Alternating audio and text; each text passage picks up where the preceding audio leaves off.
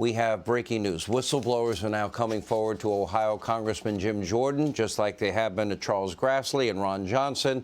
And they are alleging that your FBI, as we have been talking about a lot, has now been completely politicized and now trying to even purge any conservative employees.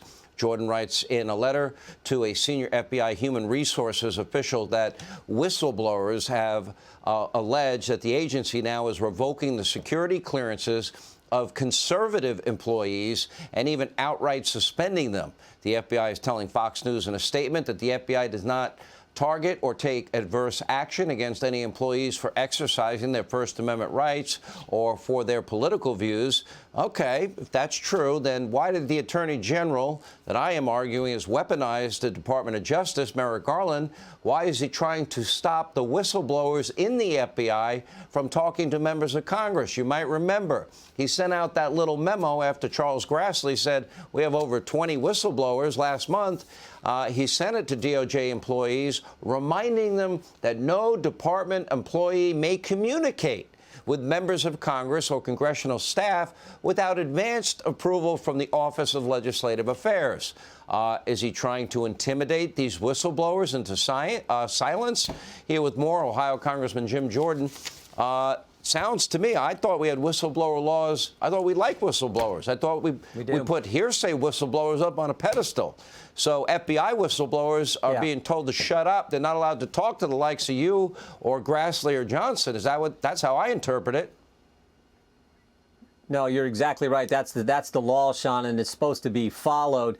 But I think it's interesting, and you pointed this out a few weeks ago when I was on your show, and we talked about the 14 whistleblowers, FBI agents who've come to our office. The very next day, Merrick Garland sends that memo out saying, here are the rules if you're going to speak to Congress. It was a memo designed to chill the speech of brave whistleblowers who want to come forward and tell us the truth. We also know that some of those whistleblowers have had their security clearance revoked, which is always the first step in terminating someone at the FBI. And now we think there's been specific retaliation against a whistleblower who's been suspended. And this is one of the very first whistleblowers we had who's been suspended. He came to us back last fall with the school boards issue when we learned that memorandum that came from Attorney General Garland designed to say we're going to use the counterterrorism measures against moms and dads. And 20-some parents were investigated by the FBI for simply showing up at a school board meeting. So it continues to escalate.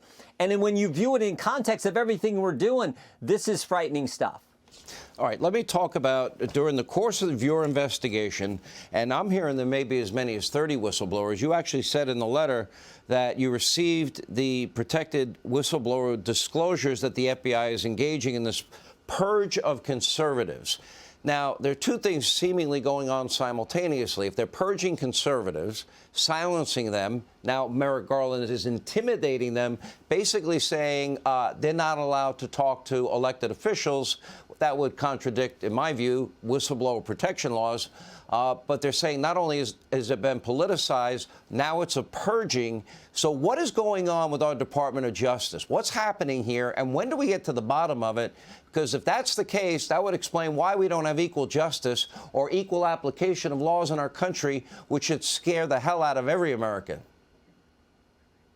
Well, I think it's all designed. I think the plan is all designed to fit this narrative that Joe Biden's laid out there, that half the country are fascists and extremists, this crazy claim that he's made. And now they have to, as I've said, juice the numbers. We've had some whistleblowers talk about that, how they're getting pressured to label all cases as domestic violent extremism cases, to juice the numbers and to cook the books, because the way they're cataloging these cases to make it appear that there are domestic violence extremists all over the country, all to fit this narrative. And you now see it manifest in what happened just a week ago in outside of Philadelphia with this pastor and his family. So that seems to be what they're up to.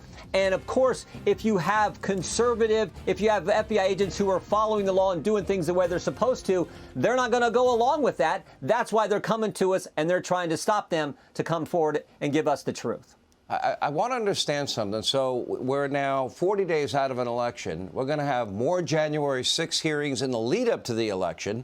We know that everybody on that committee has a political bias. That's fine. They're allowed to have their opinions.